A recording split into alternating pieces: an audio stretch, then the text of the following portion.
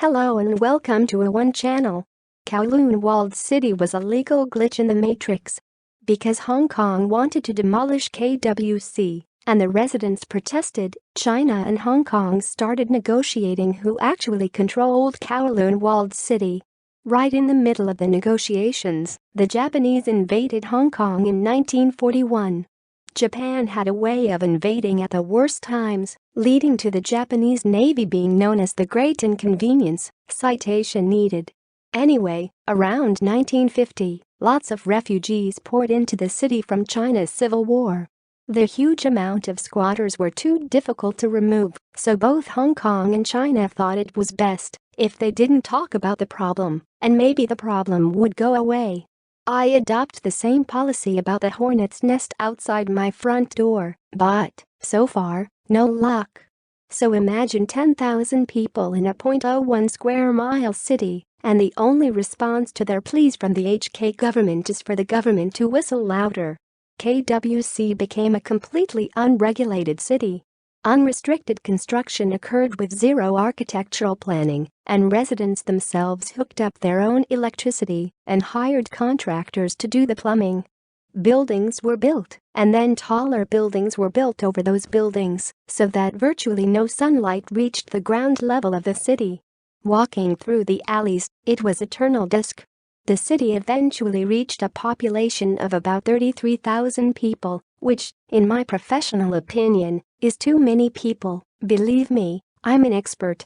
That's the equivalent of standing in a crowded elevator, except that elevator is your room, house, building, a neighborhood. People lived on every level of these snaking, lopsided, asymmetrical buildings. It was like Dr. Seuss's worst nightmare. The unregulated nature of the city also meant that drugs and prostitution abounded.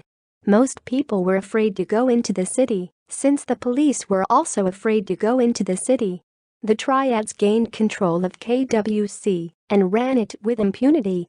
Triads still exist today and still have kind of a bad reputation, which explains why my bed and breakfast called Triads B&B was a complete failure.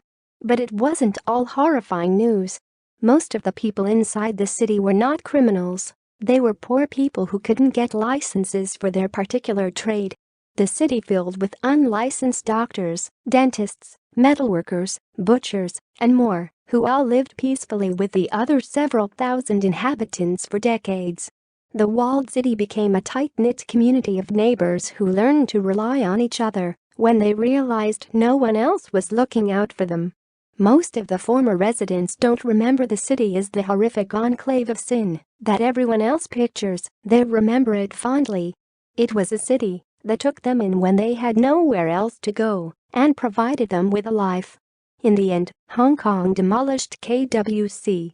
It was really way too crowded at the end and just couldn't function under that much stress.